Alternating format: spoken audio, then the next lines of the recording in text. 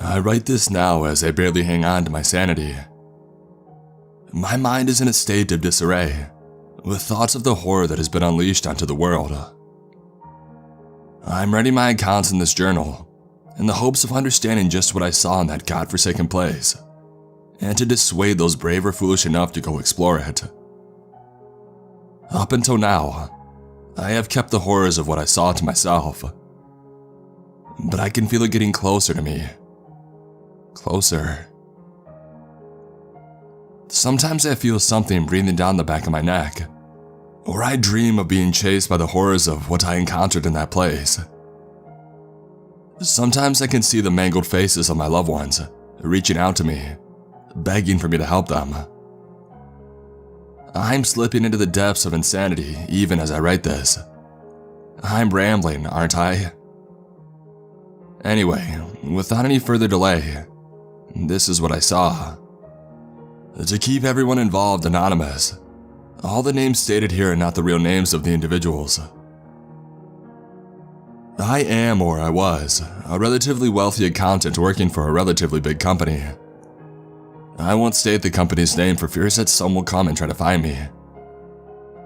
I don't like to see people anymore because whenever I look at one, I just feel bad looking at their innocent, unaware faces. I feel bad that they still view the world with a thin veil of ignorance, unaware of the horror that lie beyond.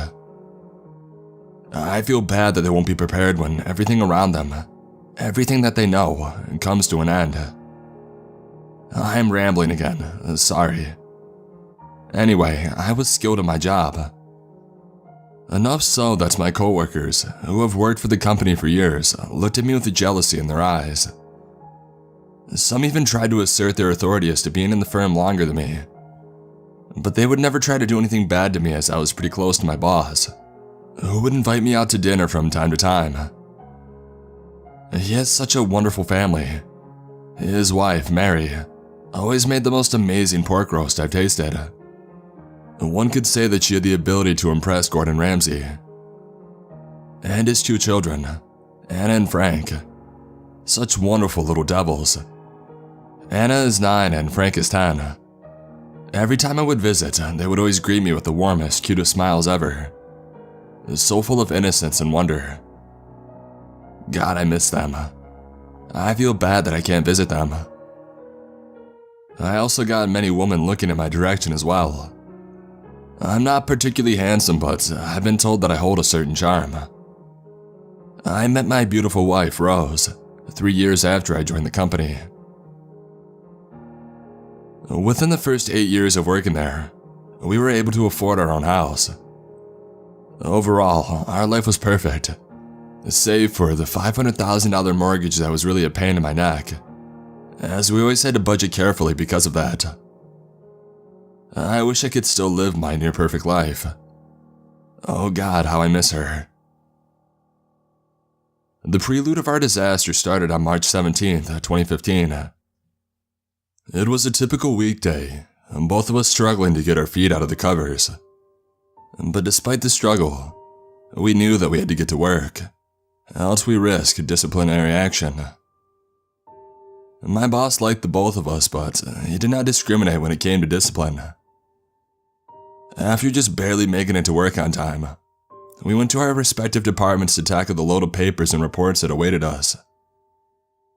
At around 2 p.m., our boss had announced that our board of directors felt that workers in our company weren't appreciated enough, and therefore, they decided to conduct a raffle draw with the winner getting a 4 days and 3-night trip to the UK, all expenses paid.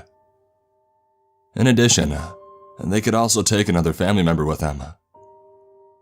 We were told to write in our name and contact information on the forms provided, and after everybody put their forms in the raffle box, we were told that the draw would commence tomorrow and that we were given an early leave. And not only did we have the chance to win an all-expense-paid trip, but we were also getting let out early. Sweet, I thought. As I was packing my things up and preparing to head home, I bumped into one of the board of directors. And by bump, I literally collided into her in my hurry to head home. I got up and I immediately apologized to her. She was a brunette in her mid-40s named Jane, but her looks said otherwise. She looked like a model and had a smile that could turn the heads of men and women alike. There were rumors in the office that she had spent a ton of money on maintaining her appearance. However, all of them lacked any concrete proof. And in addition to her appearance, she was also very nice and always tried to make good relations with the employees at the company. As I got up, I apologized profusely as I helped her pick up the papers that she was carrying. She said that it was okay and got down to pick up her papers. As she did so, I caught a glimpse of a rather peculiar tattoo above her right breast. It looked like the footprint of a chicken. However, the tips looked like spears, not unlike the ones you would see in history museums. The symbol was surrounded by a circle. I think she saw me staring because she gave me a seductive grin as I looked up. I quickly gave her the papers, apologized once again, and I immediately headed for my car, spotting my wife, who was also making her way there. The next day was one of excitement. I had butterflies in my stomach, and looking at my colleagues, I knew that they were feeling the same thing. As the name was pulled out, we all collectively held our breath as the announcer said, "And the winner is Jack Dyer." The feeling in my stomach disappeared and was replaced by a cold sensation that traveled across my body. Everybody clapped as I stepped near the announcer and I received my award. Of course, we weren't getting away with a half day again, and we were told to get back to work after it was over. After work, Rose and I couldn't contain our happiness as we drove back home. We were ecstatic, planning our itinerary and talking about what we should see, and that we should start packing immediately, even though the trip wasn't until next week. As I got into bed and I closed my eyes, I thought about how much fun we were going to have at our getaway. I laugh about how ignorant I was at the time and how my trip, that was supposed to be another happy memory to cherish, suddenly turned into that of a nightmare. The airport was bustling with activity, and people were moving to and fro, trying to catch their flights or looking around for their loved ones to pick them up from the airport. As we boarded our plane, I spotted a rather peculiar man staring at us from the corner of my eye. When I turned to look at him, he immediately turned back to what he was doing. Back then, I thought that it was just my imagination, but looking back, I'm not so sure. Though partially obstructed, I was quite sure that it resembled the tattoo that Jane had. I just chalked it up to being a fashion trend or something, and I decided to read a book. Our flight departed at 9 p.m. from the airport, and we reached our destination at exactly 5 a.m. As we were getting through immigration, I felt the gnawing feeling that I was being watched. That was when Rose asked me, "Is that guy staring at us?" I turned to look at where she was pointing, and I noticed that behind us, just a couple of meters away, was that same man who was staring at us previously.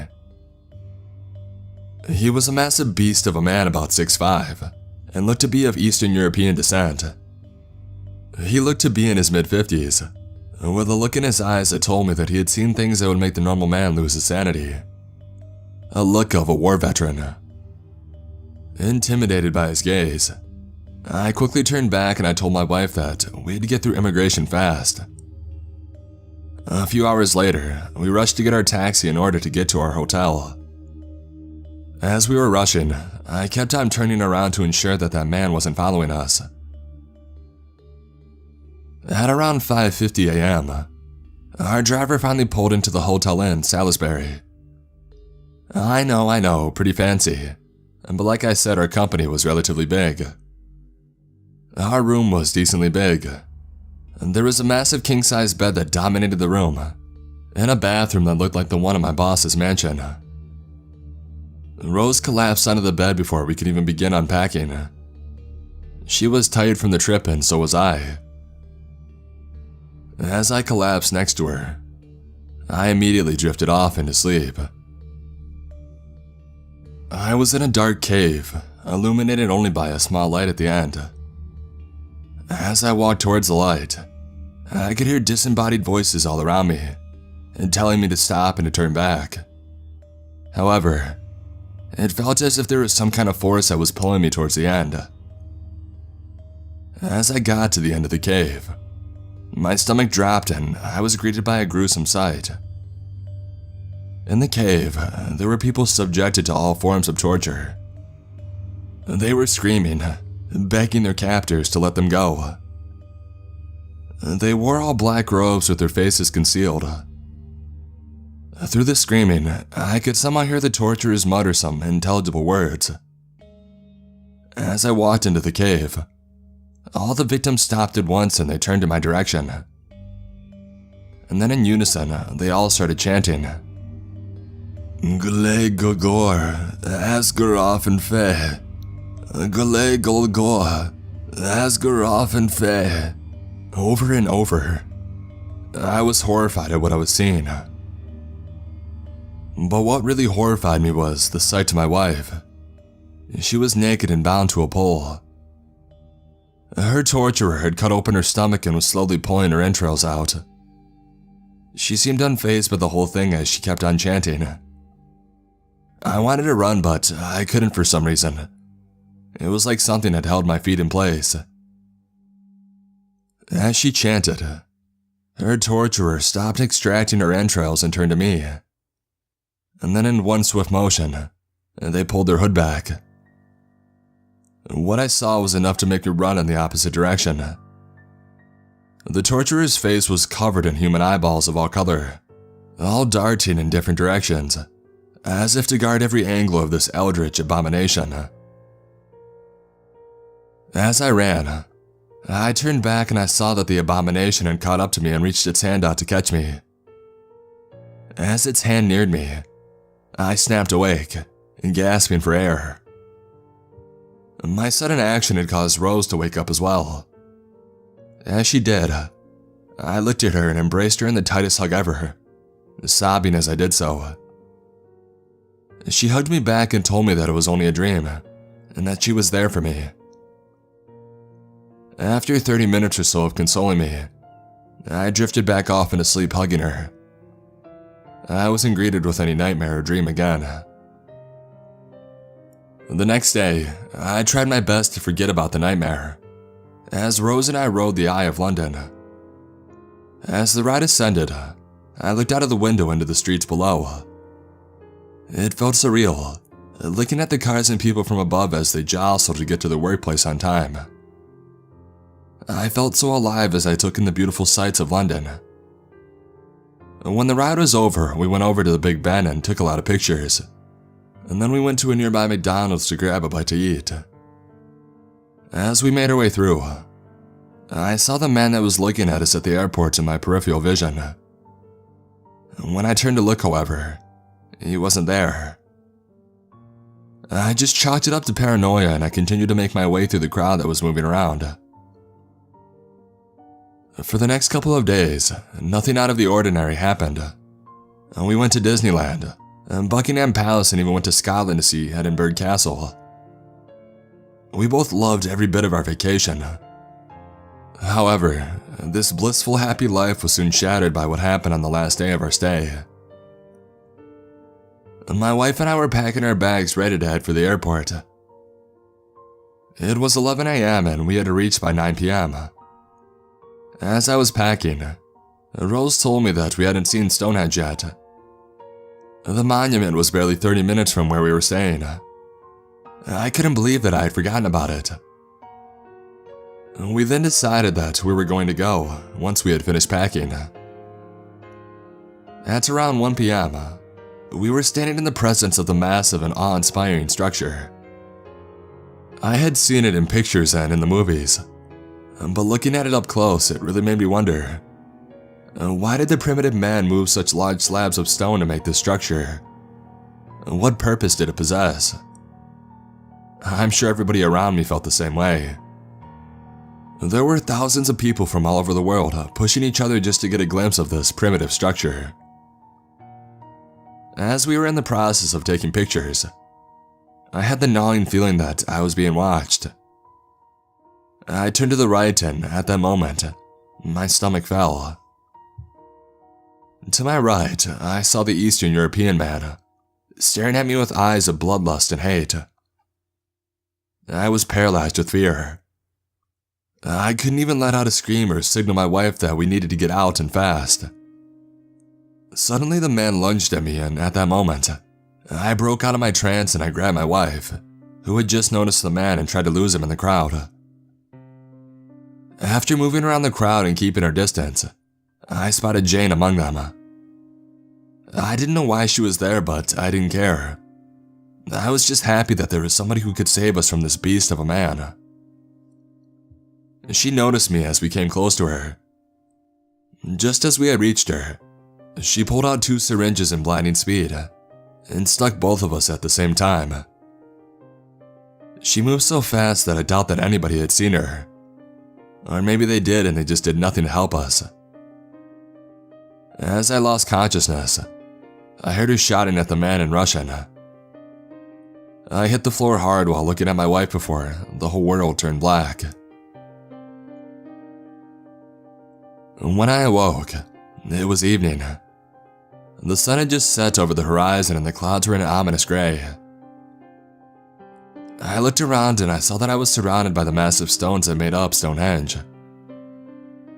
I turned to my right and I noticed Rose next to me, regaining her consciousness. As I tried to move towards her, I noticed that I was bound by a thick rope. I looked at Rose more carefully, and I realized that she was bound as well. "So, how are we doing, Jack?"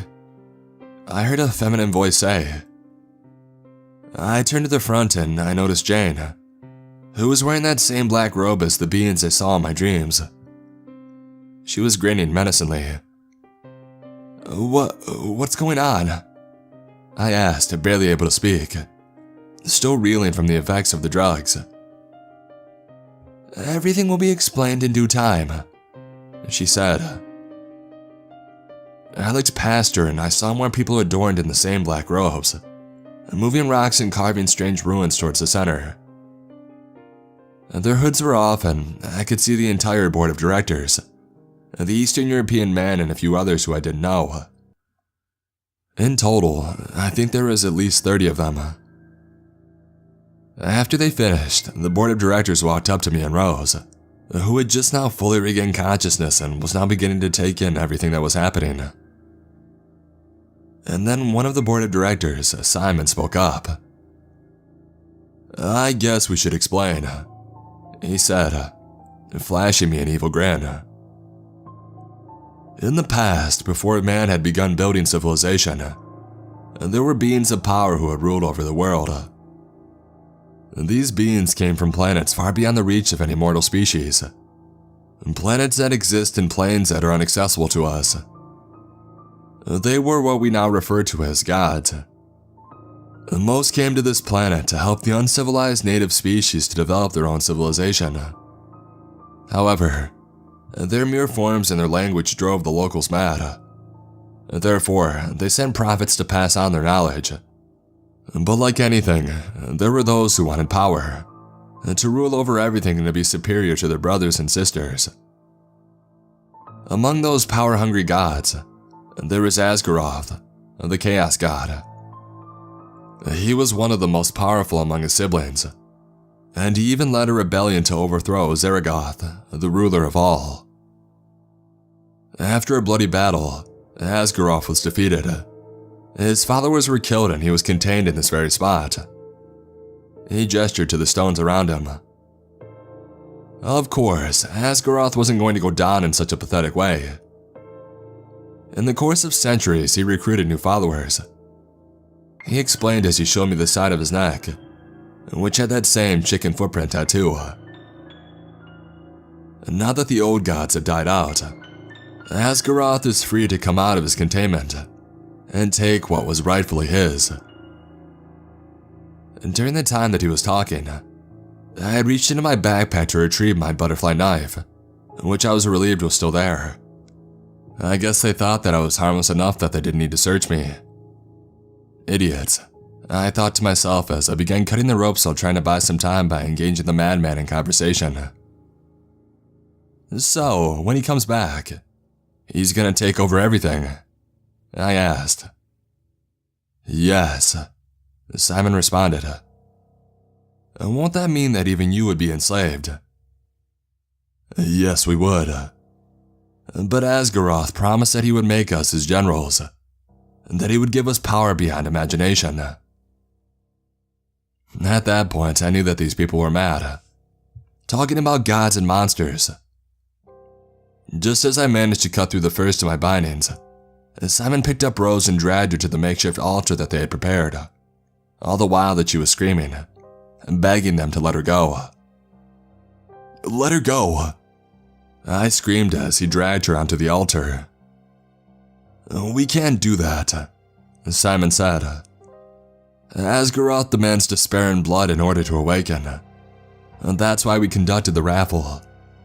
And that's why we rigged it so that you and your wife could come here and awaken the ancient god of destruction."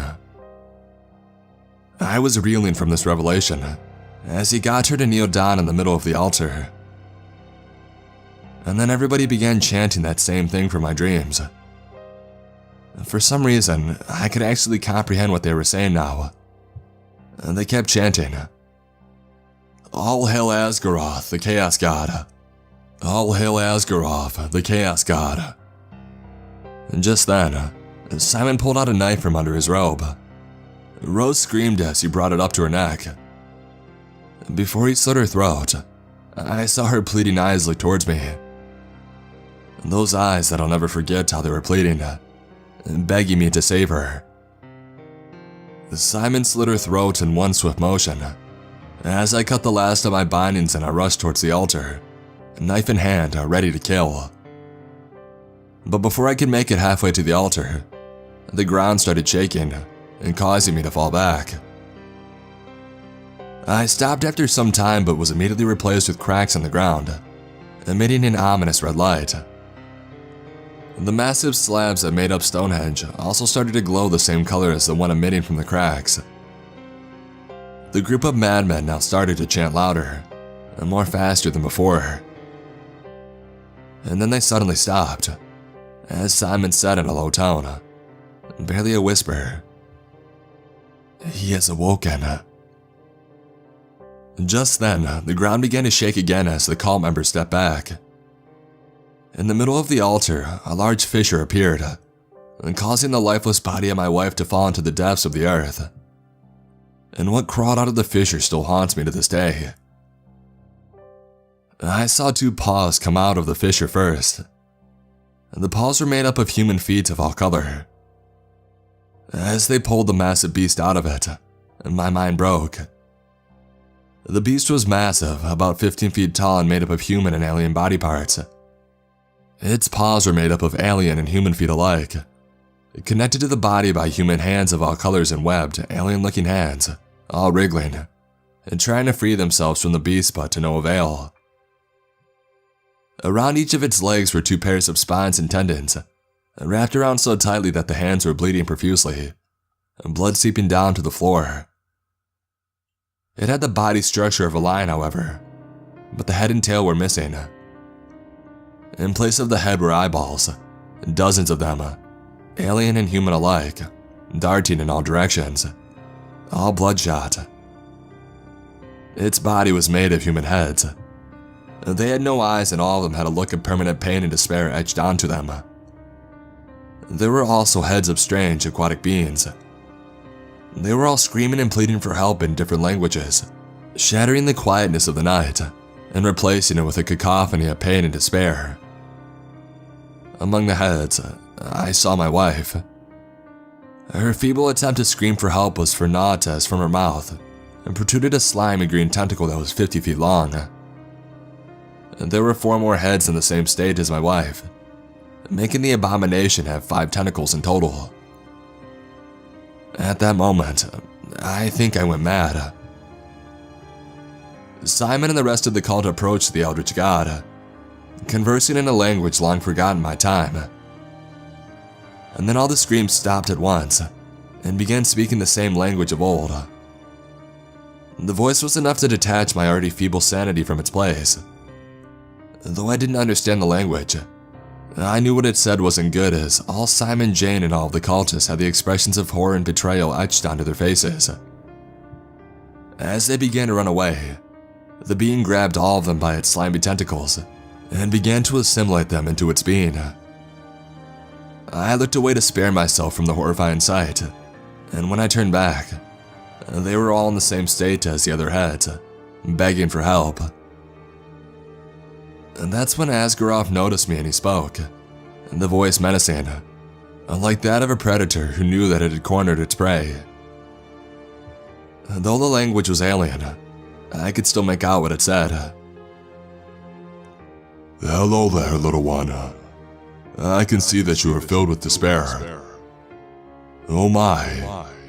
You would give me just the necessary power to fully break out of my confinement. Now come here and become one with me. And just then it leaped forward, trying to catch me with its immense speed. I dodged just in time and ran as fast as I could to get out of the circle. As I was almost out, one of its tentacles grabbed my ankle and it pulled me down, dragging me towards it.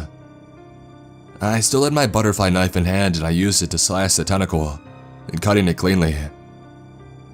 The beast screamed as I got back to my feet and I ran as fast as I could. As I looked back, I could see the beast trying to get out of the circle, and trying to get me. However, there was an invisible force field that was preventing it from unleashing its horrors onto our world. As I stopped to get a better look, the beast suddenly vanished into thin air. However, I could still barely make out its invisible form moving around.